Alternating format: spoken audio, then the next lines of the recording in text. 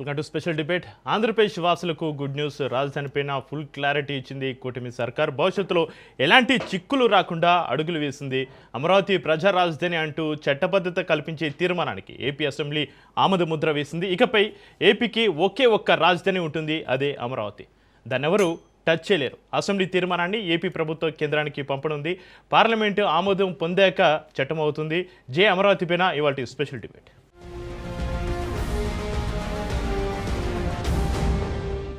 ఆంధ్రప్రదేశ్లో political fight heat ఎక్కింది. రాజధాని చుట్టూ రాజకీయం సాగుతుంది. అమరావతి సాక్షిగా అధికార ప్రతిపక్ష నేతల మధ్య మాటల యుద్ధం సాగుతుంది. అందరి నోట అమరావతి మాటే వినిపిస్తుంది. ఉమ్మడి ఏపీ విభజన తర్వాత నవ్యాంధ్ర రాజధాని కోసం అనేక ప్రాంతాలను పరిశీలించారు. చివరకు అమరావతిని ఎంచుకున్నారు. కృష్ణా, గుంటూరు పరిసర ప్రాంతాల రైతుల నుంచి భూమిని సేకరించి రాజధానిని ఏర్పాటు చేశారు. కానీ అప్పటి నుంచి అమరావతిలో అసంతృప్తి జ్వాలలు రగులుతూనే ఉన్నాయి. కీలక సమావేశాలకు వైసీపీ హాజరు కాకపోవడం రాజకీయంగా చర్చనీయాంశమైంది. అసెంబ్లీలో కాకుండా పార్లమెంటు వేదికగానే ఎదుర్కొనే వ్యూహంలో ఉన్నట్లుగా తెలుస్తోంది వైసీపీ.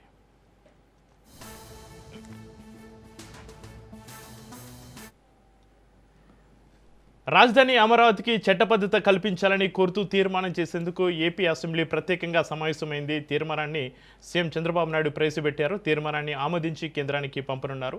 రాష్ట్ర విభజన తర్వాత నవ్యాంధ్రకు రాజధాని లేకుండా పోయింది. 2015 జనవరి 1న ల్యాండ్ పోలింగ్కు నోటిఫికేషన్ ఇచ్చాం. ఫిబ్రవరి నాటికి 34,400 ఎకరాలను 29,000 మంది రైతులు ఇచ్చారు.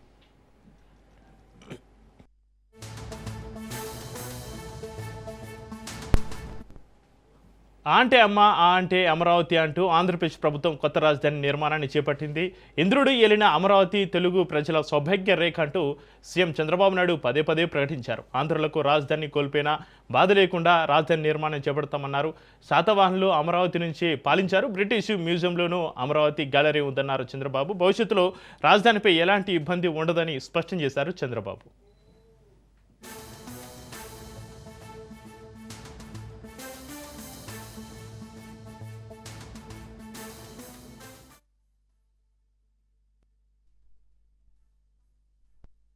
ఆంధ్రప్రదేశ్ రాష్ట్ర సమగ్ర అభివృద్ధి కోసం అమరావతిని రాష్ట్ర రాజధానిగా గుర్తిస్తూ స్పష్టమైన స్థిరమైన నిర్ణయంతో ముందుకు సాగడం అత్యవసరమని అభిప్రాయపడుతున్నాం. దీనికి అవసరమైన అన్ని రక్షణాత్మక చర్యలు తీసుకోవాలని భావిస్తూ సంబంధిత చట్టాల్లో తగిన సవరణలు చేయడం ద్వారా రాజధానిపై స్పష్టతను, స్థిరత్వాన్ని కల్పించవచ్చని గుర్తిస్తూ ఆంధ్రప్రదేశ్ శాసనసభ క్రింది విధంగా తీర్మానిస్తోంది. Hereby resolved to request the Government of India to amend the Section 5 of the Andhra Pradesh Reorganization Act 2014 as under: A. To include the word at Amaravati to subsection 2 of Section 5. B. To add the words and Amaravati includes the capital city areas notified under Andhra Pradesh Capital Region Development Authority Act 2014 to the explanation to Section 5. ఈ తీర్మానాన్ని చర్చించి దీన్ని బలపరచవలసిందిగా, సమర్థించవలసిందిగా అందరినీ కోరుకుంటూ సెలవు తీసుకుంటున్నాను. ఆంధ్రప్రదేశ్లో రాజధాని చుట్టూ రాజకీయం నడుస్తుంది. వైసీపీ అధికారంలో ఉన్నప్పుడు అమరావతి నుంచి రాజధానిని మారుస్తారంటూ వస్తున్న వార్తలు జోరందుకున్నాయి. తాజాగా జగన్మోహన్ రెడ్డి చేస్తున్న వ్యాఖ్యలు దుమారం సృష్టించాయి.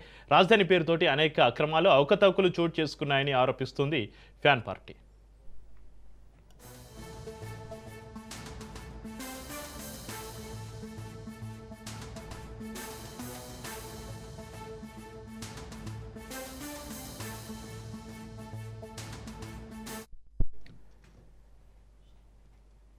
రాజధాని విషయంలో ఆంధ్రులకు ఎన్నో అంచనాలు ఉన్నాయి. పాలకులు సైతం ప్రజలకు అలాంటి సంకేతాలను ఇచ్చారు. తెలుగు నేలపైన స్వర్గం సృష్టిస్తామంటూ గొప్పలు చెప్పారు. సామాన్య ప్రజనికాన్ని హామీల వర్షంతో ఊహాలలోకి తీసుకెళ్లారు. కానీ అమరావతిలో నేటికి ఎక్కడి పనులు అక్కడే ఉన్నాయి. ఇక ఇదే అంశంపైన చర్చిద్దాం.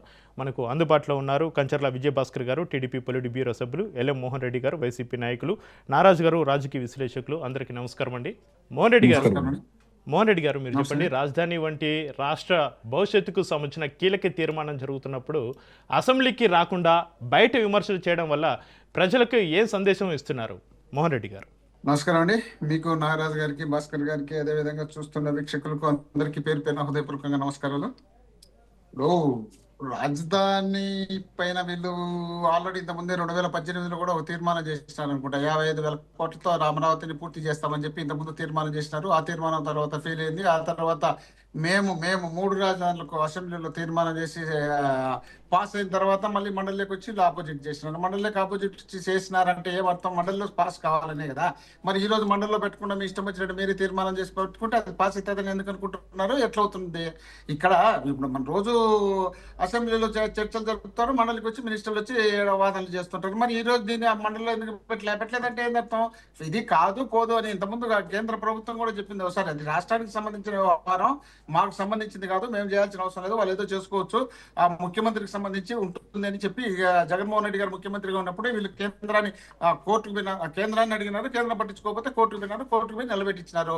కాబట్టి వీళ్ళు కూడా మేం చేసేది అదే పరిస్థితే కదా. మీరు మీ ఇష్టం వచ్చినట్టు మీరే ఆ రోజు కూడా 2015లో మీరు 14 నుండి 19 వరకు మీరు రాష్ట్రాల్లో అమరావతి రాజధాని అని మీరు ప్రకటించేటప్పుడు కూడా ఒక్క మాట రాష్ట్రంలో ప్రతిపక్ష నాయకుడుగా జగన్మోహన్ రెడ్డి గారు 67 సీట్లతో అసెంబ్లీలో ఉన్నాడు కదా, ఆయన కూడా ఒక మాట సంప్రదించకుండా మీ ఇష్టం వచ్చినట్టు మీరు అసెంబ్లీకి వచ్చి తీర్మానం చేసి అసెంబ్లీలో అనౌన్స్ చేసిన తర్వాత అప్పటికప్పుడు చేస్తే మేము రాష్ట్రంలో 2 పక్కల వైషమ్యాలు పెంచడం బాగుంటుందనే ఉద్దేశంలో భాగంగానే జగన్మోహన్ రెడ్డి గారు ఆ రోజు కూడా చెప్పడం జరిగింది. ఏమని?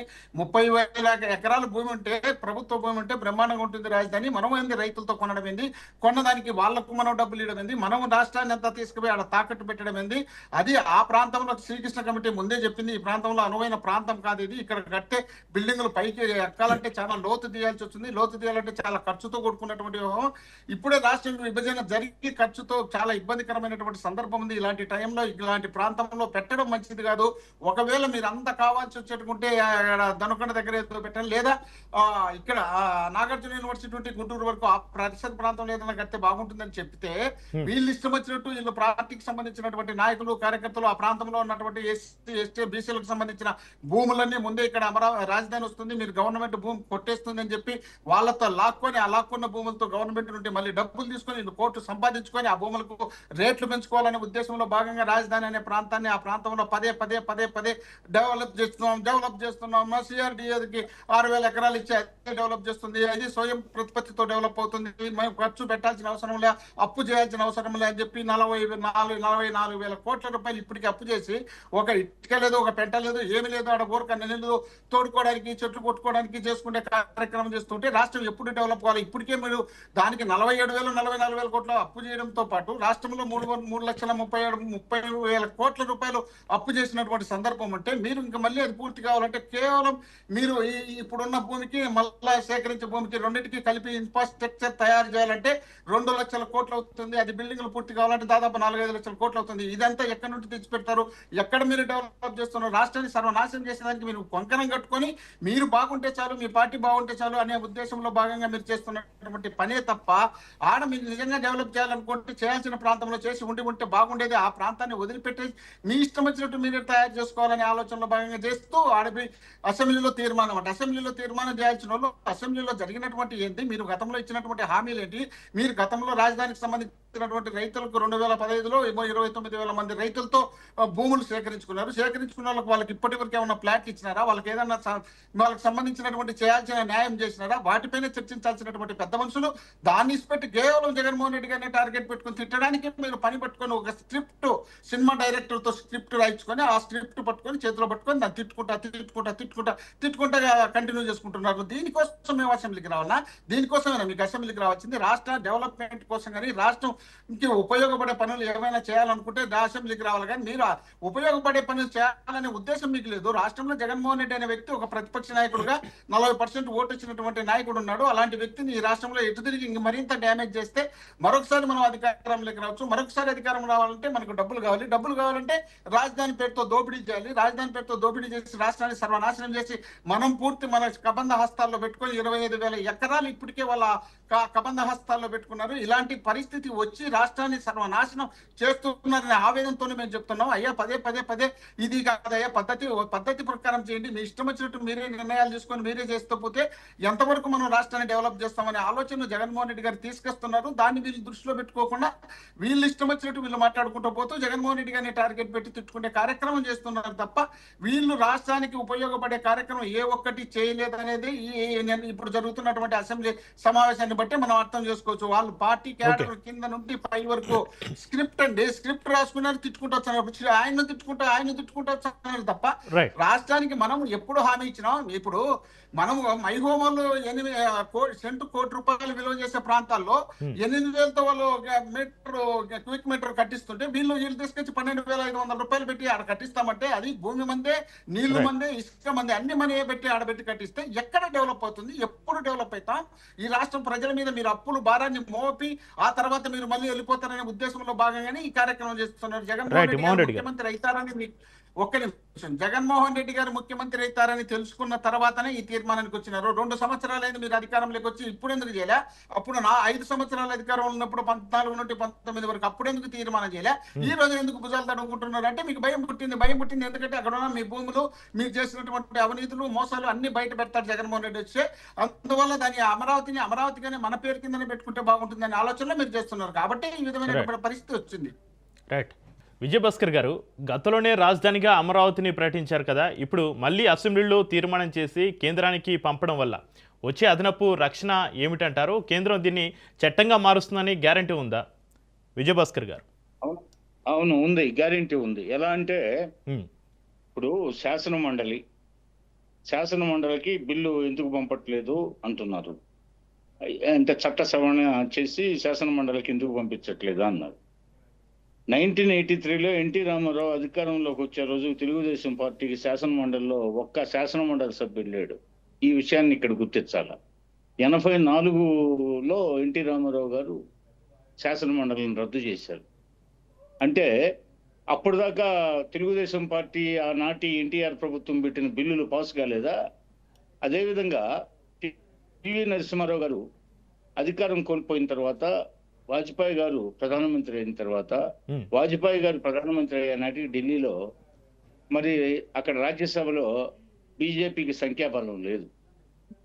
అదేవిధంగా మోడీ గారు ప్రధానమంత్రి అయ్యే నాటికి రాజ్యసభలో మోడీ గారికి సంఖ్యాబలం లేదు. శాసన మండలి అనేది భారతదేశంలో 6 రాష్ట్రాల్లోనే ఉన్నాయి. యూపీ, బీహారు, తెలంగాణ, ఆంధ్రప్రదేశ్, ఇలా 6 రాష్ట్రాల్లో శాసన మండలిలు ఉన్నాయి. శాసన మండలి అనేది ఎందుకు పెట్టారంటే అక్కడ రాజ్యసభ ఎందుకు పెట్టారంటే భారతదేశం 1947 ఆగస్టు 15 స్వాతంత్రం పొందే నాటికి నిరక్షరాస్యత శాతం ఎక్కువగా ఉన్నది. నిరక్షరాస్యత శాతం ఎక్కువగా ఉంది. ప్రజల చేతికి పరిపాలన, అంటే ప్రజలే తమకు ఇష్టమైన ప్రభువుని ఎన్నుకునే అధికారం. ఇది ప్రజాస్వామ్య ప్రభుత్వంగా మనం ప్రకటించుకున్నాం. ప్రజాస్వామ్య ప్రభుత్వంగా ప్రకటించుకున్న తర్వాత నిరక్షరాస్యులు ఎక్కువగా ఉన్న ఈ సమాజంలో పోతే డైరెక్ట్ ఓటింగ్ ద్వారా ప్రజలు ఒక్కోసారి పొరపాటున పూర్తి సమాజం పట్ల బాధ్యత, దేశభక్తి, సేవానిరతి లోపించిన వాళ్ళని ఎవరినన్నా పొరపాటును ఎన్నుకుంటే వాటన్నిటినీ అలాంటి శాసనాలన్నింటినీ రాజ్యసభలో ఇక్కడ శాసన మండలిలో చర్చించడానికి ఎగువ సభలను ఏర్పాటు చేశారు. అక్కడ రాజ్యసభను ఎగువ సభ అంటారు, ఇక్కడ శాసన మండలిని ఎగువ సభ అంటారు.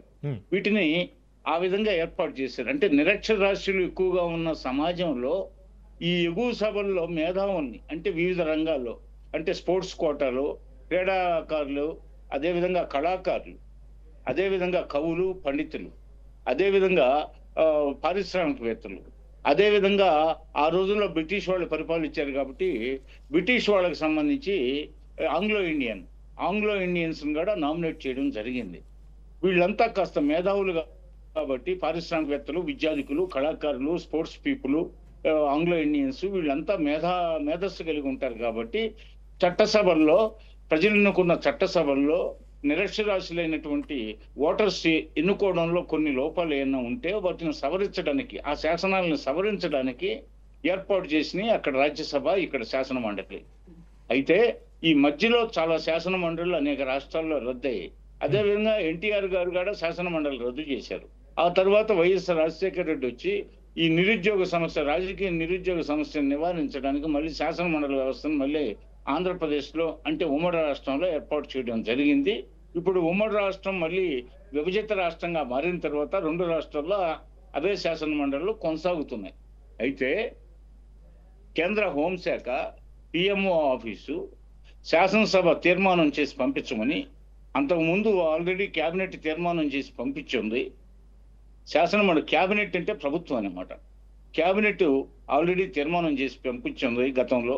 అదేవిధంగా శాసనసభ కూడా తీర్మానం చేసి పంపించమన్నారు. ఆ ఉద్దేశంతో శాసనసభలో ఈరోజు 5:30 గంటల పాటు పూర్తిగా చర్చ నిర్వహించి 23 మంది శాసనసభ్యులు ఆ చర్చలో పాల్గొనడం జరిగింది. అయితే 11 మంది శాసనసభ్యులు ఉన్నటువంటి వైసీపీకి సంబంధించిన వాళ్ళు ఎవరు ఈ రోజు హాజరు కాలేదు శాసనసభకి. అది వాళ్ళ ఆనవాయితీ. హాజరు కాకపోవడం అనేది ఆనవాయితీ. పోతే ఈ ఇప్పుడు అమరావతి రాజధాని అనేది కారణాలు ఏంటి, అక్కడ నిర్మించడంలో ఎలాంటి వ్యక్తిగత ఉద్దేశాలు ఏం లేవు. ఇప్పుడు అమరావతి కాబట్టి ఇంకో చోటైనా ఇతరులు ప్రస్తావించినట్టు ఇంకో చోటైనా ఆ స్వార్థ పరాయణత్వం కలిగిన వాళ్ళు చేసే పనులు చేస్తారు. కానీ ఇక్కడ ఏ స్వార్థం లేదు కాబట్టి, ఇక్కడ జీవనది కృష్ణానది ఉంది కాబట్టి, పోతే విజయవాడ రైల్వే స్టేషన్ భారతదేశంలో ఉన్న పెద్ద రైల్వే జంక్షన్స్ లో ఒకటి కాబట్టి, పక్కన సమీపంలోనే మళ్ళీ గుంటూరు జంక్షన్ కూడా ఉంది కాబట్టి, 2 జంక్షన్లు మధ్యలో అమరావతి ఉంది కాబట్టి, జీవనది ఉంది కాబట్టి, పోతే ఓడరేవు మచిలీపట్నం ఓడరేవు ప్రాచీనమైన ఓడరేవు ఉంది కాబట్టి, అదేవిధంగా శాతవాహనులు పరిపాలించిన ప్రాంతం అమరావతి. మరి దానికి ఒక ప్రపంచ పటంలో క్రీస్తు పూర్వం నుంచి దానికి ఒక చరిత్ర ఉంది. అమరావతి అనే పేరుకి ఆ పేరు ప్రపంచం అంతా పరిచయమైన పేరు అన్నమాట. మనకి కొత్తగా పెట్టుకున్న రాష్ట్రానికి కట్టుబట్టలతో మనం విభజిత రాష్ట్రం మనం బయటకు వచ్చాం కాబట్టి, మనకి హైదరాబాద్ నగరంలో భాగస్వామ్యం కల్పించలేదు కాబట్టి, ఈ రోజు తెలంగాణకి ఆదాయం 60 నుంచి 70% ఆదాయం హైదరాబాద్ నుంచే వస్తుంది. గతంలో మనం చెన్నైలో ఉన్నప్పుడు, మద్రాసు నగరంలో ఉన్నప్పుడు కూడా మద్రాసు మనకు కాకుండా చేశారు. ఆ రోజు మద్రాసులో కూమ్ నది వరకు, అంటే అడయారు ప్రాంతంలో ఉండే కూమ్ నది వరకు తెలుగు భాష మాట్లాడే వాళ్ళ సంఖ్య ఆ రోజుల్లో రాష్ట్రాన్ని విభజించినప్పుడు, కర్నూలును రాజధానిగా చేసినప్పుడు చెన్నై నగరం మనకు కావాలని పట్టుబడితే ఆ రోజు మనకు ఇవ్వలేదు. హైదరాబాద్ ని అది అన్ని విధాలుగా డెవలప్ చేసినా కూడా మనకు భాగస్వామ్యం లేకుండా చేశారు. కాబట్టి ప్రపంచ పటంలో ఒక పేరునిగ్గన్న ప్రాంతం పేరు ఆల్రెడీ క్రీస్తు పూర్వం శాతవాహనుల కాలంలో అది మోటుపల్లి తీరం నుంచి, ఆ రోజుల్లో మోటుపల్లి తీరం ఉండేది. తర్వాత ప్రకృతి విపత్తుల్లో ధ్వంసం అయిపోయింది. ఆ మోటుపల్లి తీరం నుంచి అనేక పాశ్చాత్య దేశాలకు, ముఖ్యంగా రోమ్ నగరంతో వర్తక వాణిజ్యాలు నిరంతరం జరిగాయి. ఆ తర్వాత దానికి ఉన్న అమరావతి కళలలో అమరావతి కళకి గాంధార శిల్పం మనకి ఎట్ట పేరు ఉందో, మొఘళ్ళ శిల్పశైలికి, అదేవిధంగా ఇతర అనేక రకాల శిల్పశైలికి ఏ విధంగా పేరుందో అమరావతికి కూడా ఆ విధంగా పేరు ప్రతిష్టలు ఉన్నాయి.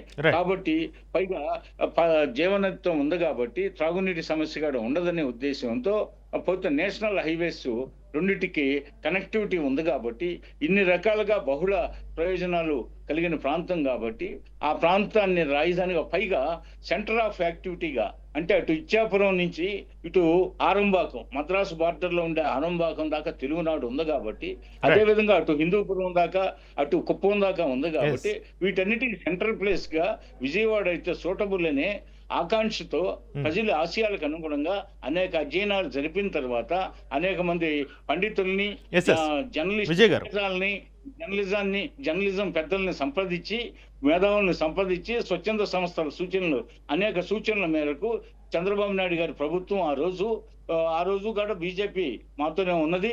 ఆనాడు కూడా మొదటిసారి శంకుస్థాపనకి ప్రధానమంత్రి మోడీ గారిని తీసుకురావడం జరిగింది. ఇన్ని మంచి లక్షణాలతో అమరావతి ఉంది కాబట్టి దీన్ని సెంట్రల్ ప్లేస్ గా చేస్తే బాగుంటుంది, ఇది ప్రజల ఆకాంక్షలకు అనుగుణంగా ఉంటుందనే ఉద్దేశంతో ఆ రోజు అమరావతిని స్టేట్ క్యాపిటల్ గా నిర్ణయం తీసుకోవడం జరిగింది. అయితే ఈ నేపథ్యంలో అమరావతికి సంబంధించి నిర్మాణాలు చురుగ్గా జరుగుతున్న పరిస్థితుల్లో మధ్యలో వైకాపా ప్రభుత్వం అధికారంలోకి వచ్చిన తర్వాత, ముందు వరకు మేము అమరావతికి అనుకూలం అని చెప్తూ, ఆ తర్వాత అధికారంలోకి వచ్చిన తర్వాత వారి ప్రతిపాదనలను వాళ్లే వెనక్కి తీసుకోవడం జరిగింది.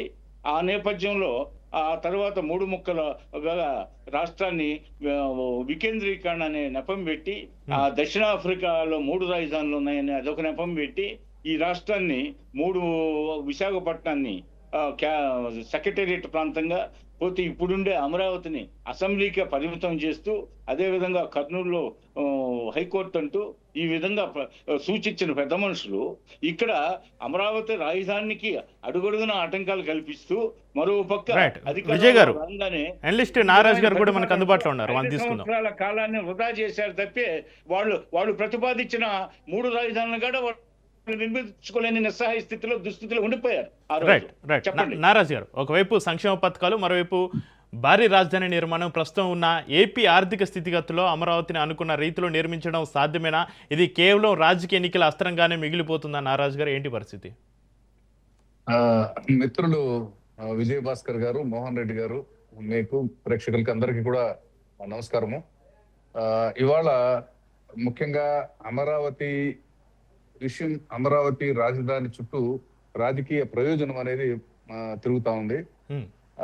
ఇవాళ ప్రజా ప్రయోజనం కన్నా కూడా రాజకీయ ప్రయోజనం డామినేట్ చేస్తా ఉండే పరిస్థితి కనిపిస్తా ఉంది. అది ఇప్పుడే కాదు, మనం రాష్ట్ర విభజన 2014లో తెలంగాణ ఆంధ్ర కలిసి ఉన్నటువంటి రాష్ట్రాన్ని విడగొట్టినప్పుడు కూడా అందులో ప్రజలు కోరుకున్నారా అంటే, తెలంగాణ ప్రజలు కోరుకున్నారా, ఆంధ్ర ప్రజలు కోరుకున్నారా అంటే దానికి ఏమి ఒక సైంటిఫిక్ బేసిస్ ఏమీ లేదు. అక్కడ ఆ రోజు యూపీఏ పెద్దలు మనకు విడగొడితే రాజకీయంగా ప్రయోజనం జరుగుతుంది అనుకుని విడగొట్టేశారు. తర్వాత ఇప్పుడు చట్టబద్ధత వస్తుంది అని వీళ్ళు నమ్ముతున్నారు తెలుగుదేశం వాళ్ళు. ఎందుకు ఇక్కడ తీర్మానం చేస్తే చట్టం ఉంటుంది, ఈ చట్ట ప్రకారం దీన్ని ఎవరు ఏం చేయలేరని. అసలు పార్లమెంట్ మీద, అసెంబ్లీ మీద విశ్వాసం ఉందా ప్రజలకి అంటే మనకు చరిత్ర చూస్తే లేదని అనుకోవాలి. ఎందుకంటే రాష్ట్ర విభజన జరిగినప్పుడు ప్రత్యేక హోదా కలగజేస్తాము అని చట్టంలో లేకపోయినప్పటికీ ఆ రోజు ఉన్నటువంటి ప్రధానమంత్రి మన్మోహన్ సింగ్ గారు ప్రకటించారు, మేము ఇస్తాము ఆంధ్రప్రదేశ్ కి ప్రత్యేక హోదాని. ప్రతిపక్షంలో ఉన్నటువంటి వెంకయ్యనాయుడు గారితో సహా అవును 5 ఏళ్ళు కాదు 10 ఏళ్ళు ఇవ్వాల్సిందే, మేము కూడా దానికి కట్టుబడి ఉన్నాము అన్నారు. తర్వాత ఏమైంది? ఎవరు అదే ఎన్డీఏ ప్రభుత్వం అధికారంలోకి వచ్చిన తర్వాత అది కాలం చెల్లిపోయింది, డెడ్ వుడ్, అది ఆ చాప్టర్ క్లోజ్డ్ చాప్టర్, ప్రత్యేక హోదా ఇచ్చే పరిస్థితి లేదు అని. అసలు పార్లమెంట్ అనేది ఇంకా దాని పవిత్రత ఏముంది? రెండోది, ఇవాళ చట్టం చేశారు. చట్టం చేయాల్సిన పరిస్థితి ఎందుకు వచ్చింది? 2015 సంవత్సరంలో భూమి పూజ అక్కడ జరిగినప్పుడు నేను కూడా ఉన్నాను. ఆ భూమి పూజకి నేను జర్నలిస్ట్ గా అక్కడ అటెండ్ అయినప్పుడు ప్రధానమంత్రి స్వయంగా అక్కడికి వచ్చి ఆయన అక్కడి నుంచి ఏదో మట్టి తీసుకొచ్చి ఢిల్లీ నుంచి మాకు ఆ కార్యక్రమంలో పాల్గొన్నారు. అంటే దానికి చట్టబద్ధత లేదా ప్రధానమంత్రి పాల్గొన్నందుకు? తర్వాత ఏమన్నారు వీళ్ళు, కేంద్ర ప్రభుత్వం, ఆ ఎన్డీఏ ప్రభుత్వము సుప్రీంకోర్టుకు ఒక అఫిడవిట్ దాఖలు చేసింది. ఏమని దాఖలు చేసింది? ఈ రాజధాని ఎక్కడ ఉండాలనేది it is not the prerogative of the central government, it is the description of state government. అది ఎక్కడ పెట్టుకోవాలనేది రాష్ట్ర ప్రభుత్వానికి సంబంధించింది, మాకు సంబంధించింది కాదు అని చెప్పింది. ఇప్పుడు ఏమంటున్నారు? మేము పార్లమెంట్ లో చట్టం చేస్తాము, మీరు తీర్మానం చేసి పంపించండి అంటారు. ఇది ప్రజలతో ఆడుకుంటున్నట్టుగా ఉంది. అమరావతి అనేది ఇవాళ రాజకీయ చదరంగంలో కేంద్ర బిందువు అయిపోయి రాష్ట్ర ప్రజలు అతలాకుతలమయ్యే పరిస్థితి వస్తా ఉంది. నిజంగా రాజధాని కనుక వస్తే ఒక గ్రోత్ జరుగుతుంది, ఆ చుట్టూ ఎంప్లాయ్మెంట్ గానీ ఇంకోటి గానీ ఉంటుందని ఒక ఆశ అయితే ఉంది. ఆశ అయితే రాజకీయంగా బలైపోయింది. ఇప్పుడు 2014 నుంచి 19 కాలంలో తెలుగుదేశం పార్టీ అధికారంలో ఉన్నప్పుడు అమరావతి రాజధాని అనే కేంద్ర బిందువు చుట్టూనే పరిపాలన చేసింది, ఏకైక ఎజెండా కింద చేసిన తర్వాత ప్రజలందరూ ఏమనుకున్నారంటే, దురదృష్టవశాత్తు ఆ తెలుగుదేశం ప్రభుత్వం అంతా అభివృద్ధి అంతా అమరావతిలోనే చేస్తున్నారు అనేటటువంటి అభిప్రాయం కలిగి మిగతా ప్రాంతాల్లో తీవ్రమైనటువంటి అసంతృప్తి వచ్చింది. అసంతృప్తి వచ్చిన తర్వాత జగన్మోహన్ రెడ్డి గారు లేదు, ఇది అన్బండిల్ చేసేసి 3 క్యాపిటల్ 3 ముక్కలు చేస్తాను, 3 ముక్కలు చేశారు. నిజానికి అక్కడ అమరావతిలో రాజధాని జరిగినటువంటి అభివృద్ధి ఏమైనా ప్రోగ్రెస్ అయిందా అంటే ఇప్పటికి మీరే అన్నారు, ఎక్కడ వస్తువు ఎక్కడ పనులు అక్కడే ఉన్నాయి, ఏమి ముందుకు వెళ్ళలేదని. ఇప్పుడు మనం మాట్లాడాల్సింది ఏంటంటే, తెలంగాణలో సచివాలయం నిర్మించారు. ఎంతకాలం పట్టిందండి? 28 నెలల్లో 616 కోట్లు ఖర్చు పెట్టారు. పార్లమెంట్ భవనం నిర్మించారు. ఎంతకాలం పట్టిందండి వాళ్ళకి? 2019లో ప్రారంభించి 23 కంప్లీట్ చేశారు. 4 ఏళ్లలో కంప్లీట్ చేశారు. 10,000 కోట్లు. ఇప్పుడు మన రాష్ట్ర రాజధానికి ఎంత ఖర్చు అవుతుంది, ఎంత భూమి కావాల్సి ఉంటుంది చూడండి. భూములు 33,000 ఎకరాలు మొదట తొలి దశలో తీసుకున్నారు. తీసుకొని వాళ్ళకి ప్లాట్స్ డెవలప్ చేసి మీకు ఇన్ఫ్రాస్ట్రక్చర్ మీకు రిటర్న్ చేస్తాము అని అన్నారు. రైతులు చాలా పెద్ద మనసుతో చంద్రబాబు నాయుడు గారి మీద విశ్వాసంతో ఆ రాజధాని ఇక్కడ వస్తుందనేటటువంటి దాంతో త్యాగబుద్ధితో అక్కడ ప్రజలు ఇచ్చారు. మొదటి ఫేజ్ అయిపోయింది. దానికి అదనంగా 20,000 ఎకరాలు ప్రభుత్వ భూములు ఉన్నాయంట. 53 ఎకరాలు 53 ఎకరాలు. ఇది చాలక 3వ దశ పూలింగ్ కూడా వెళ్తా ఉంది గవర్నమెంట్. అంటే ఇంకా 40,000 ఎంత సేకరిస్తారో తెలియదు. అంటే 1,00,000 ఎకరాలలో రాజధాని నిర్మాణం అవసరమా? నంబర్ 1. ఈ రాజధాని నిర్మాణానికి టైం లైన్ ఎంత టైం పడుతుంది, దానికి నిధులు ఎంత అవసరము, ఇట్లాంటి క్లారిటీ మీద ఈ రోజు అసెంబ్లీలో చర్చ జరిగి ఉంటే కనుక మాలాంటి వాళ్ళందరికీ కూడా చాలా ఉపయోగంగా విశ్వాసం కలిగి ఉండేది. అలా కాకుండా అది ఒక రాజకీయ అస్త్రంగా ప్రయోగించి ఆ సభలో లేని వాళ్ళని అటాక్ చేసి మాట్లాడడము. జగన్మోహన్ రెడ్డి గారు కూడా అసెంబ్లీలో పాల్గొని ఉండాల్సింది, వాళ్ళు రాజకీయంగా అది తీసుకున్నారు, అది మంచి వచ్చాడు, అది వేరే విషయం. ఇప్పుడు ఒక అసెంబ్లీలో ఈ రాజకీయ అస్త్రంగా దాన్ని ప్రయోగించి దాని చుట్టూ జరిగింది తప్ప, అట్లా కాకుండా రాజధాని ఇక్కడికి వస్తే ఇటువంటి ప్రయోగం ఉంటుంది, దానికి ఉన్న టైం లైన్ ఏంటి, నిధులు ఎంత అవసరమో, కేంద్రం నుంచి మనం ఎట్లా తెప్పించుకోవాలి. ఇప్పుడు ఇక్కడ రాష్ట్రంలో అమరావతి అంటే తెలుగుదేశం పార్టీకి ప్రేమ, వైసీపీకి ద్వేషము. అక్కడ కేంద్రంలో ఉన్నటువంటి మోడీ గారు అమరావతిని రాజకీయంగా వాడుకుంటారు. జగన్మోహన్ రెడ్డి గారు అధికారంలోకి వస్తే అప్రకటితమైనటువంటి మద్దతుతో పరిపాలన జరుగుతుంది. అప్పుడు రాజధాని ఎక్కడ ఉండాలనేది ఏం చెప్తాడో ఆయన చూసి చూడట్టుగా ఉంటాడు. తెలుగుదేశం పార్టీ ఈ రోజు మిత్రపక్షం కాబట్టి అధికారానికి వచ్చిన తర్వాత ఇంకొక వైఖరి తీసుకుంటారు. ఈ మొత్తం ఈ రాజకీయ చదరంగంలో అమరావతి అనేది, ఆంధ్రప్రదేశ్ అనేది నలిగిపోయి ప్రజా ప్రయోజనం మీద లేకుండా పోయే పరిస్థితి కనిపిస్తా ఉంది. రైట్. థ్యాంక్ యూ నారాజ్ గారు, థ్యాంక్ యూ మోహన్ రెడ్డి గారు, థ్యాంక్ యూ విజయభాస్కర్ గారు. ఇది వాళ్ళ స్పెషల్ డిబేట్ చూస్తూనే ఉండండి రాష్ట్రం.